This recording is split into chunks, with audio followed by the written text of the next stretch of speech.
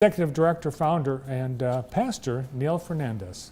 Hey, doing, Bart? Nice to see you again, brother. Yeah, nice to see you too. Welcome back. Thank you. I missed you. I was hoping you guys were going to come sit with me for coffee on the weekend when I saw you at Jackson Coffee Company. Well, we were on our way. We were between this and that. Oh, yeah. As always. Yeah. So it's been a busy year for Rise Above. What a successful organization this has turned into. Yeah, it's been a crazy year in the sense of just the word, how it spread. You know, you think Jackson is a well-connected city with all the different organizations and businesses that we have, but really the word has spread all the way out to Grand Rapids with regards to the phenomenal effort that we've been able to really do with the risk-immersed kids that we have in our community. It's been a really exciting opportunity for us to start those conversations. Yes, Rise Above is expanding outside Jackson.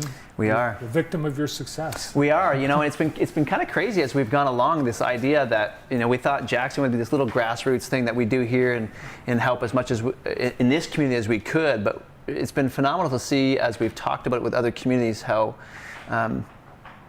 big the issue is. It's not just a Jackson thing. You know, it really is. It's an every household thing.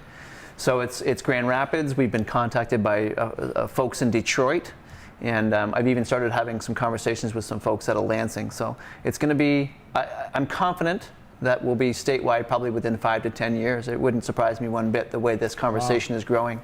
And I really do see Jackson as being the tip of the sword here in regards to this effort. And I think it's couldn't have been a better community to do it. Size-wise, the philanthropic engagement of our community, the expertise we have in this town, and the amazing communication we have through the amazing Bart Holly show. You know, it really helped us tremendously to spread the word. I think a lot of our viewers know about Rise Above. For those who may not have heard of it, tell us what it is that you do.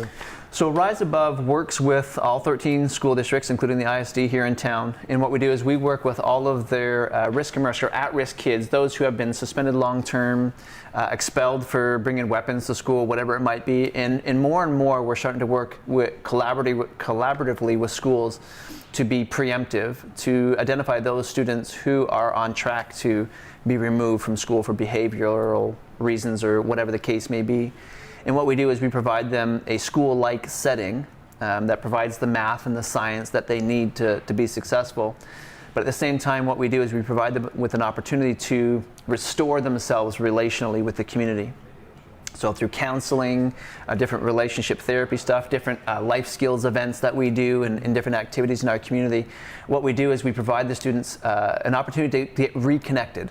Not only with the school and the community, but also with their family and their friends, because very often our kids get ostracized. They get pushed outside of the boundaries of what they consider their normal circle.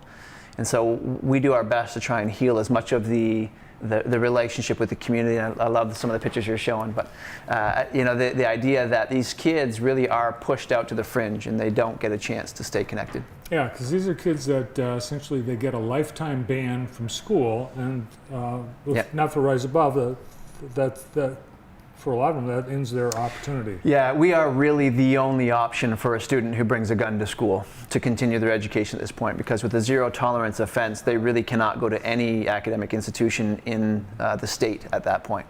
So without our kind of stepping into the gap for them, they would be literally stuck sitting at home. And the last thing you want for a student who brought a gun to school is for them to sit at home for 12 months trying to figure out what to do next. Yeah. So, at best, they're going to play Xbox and eat Doritos, as I say, and then everything else from there is probably not going to be very good for our community. So, yeah, it's been a tremendous blessing for us to have this opportunity given to us and to be able to bring this to the community and now see it go to others. Yeah, it's amazing. Already you're in all 13 school districts and the ISD. We are, yeah.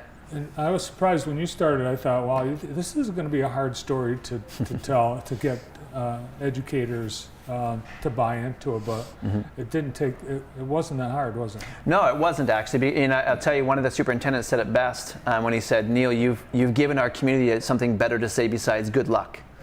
And with the students, when they're expelled, particularly for really grievous offenses, it's really that's all that was available before that. And sometimes it's a mistake. The kid had a knife in a backpack, but could be innocent. Yeah. but it's still a zero tolerance offense at that point.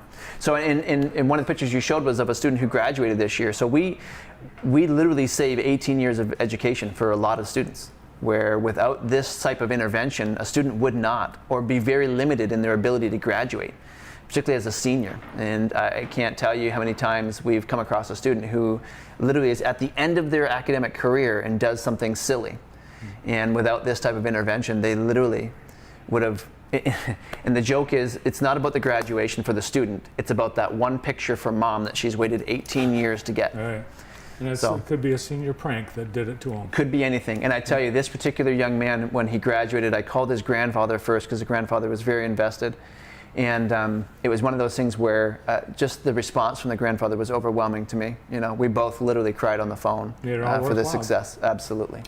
So you can help. The Rise Above golf outing is coming up on Saturday, June 8th, and I think you've done this before. This is our second annual. Yeah, it was great. You guys helped us a lot last year, and the community rallied around us and swung some clubs for a good cause. Here's all the details, and you can sign up right now. Teams, individuals, and you also, I know, would welcome sponsors and prizes and things like that. Yeah, we're definitely looking for golfers is our big push right now. We need some, we do whole sponsors, cart sponsors, but really we just want the community to come out and have a good time with us. Have some West Texas barbecue as always. We use West Texas for everything. They're a great community organization and place to eat, and I know that everyone loves them, and so do we. So we really get a lot of good folks to come out, a lot of different businesses, but really just want individuals to come out and learn more about who we are and how we affect our community. Well, I think you sold it right there for a lot of people with the lunch. Yeah. Yeah, absolutely. Brandon, tell Kurt Behringer he might drive down from Mount Pleasant to get the West Texas barbecue. Oh yeah, he loves that place. It's good stuff.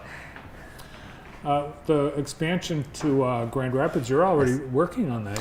We are. So really quickly, one of the things that I want to say with the expansion, and it's a great question, is so Grand Rapids will be self-funded. Nothing from Jackson will go towards supporting that Grand Rapids initiative outside of my expertise in our programming. Grand Rapids will fund Grand Rapids as well as Jackson will fund Jackson, and Detroit will fund Detroit, and Lansing will fund Lansing. The goal with the expansion is just to provide more kids with the opportunity so their community can continue to support them. So awesome. Keep up the great work, and appreciate you, Bart. Thanks for the updates. Yeah, thank you very much as well. The founder and executive director of Rise Above, Neil Fernandez. Up next on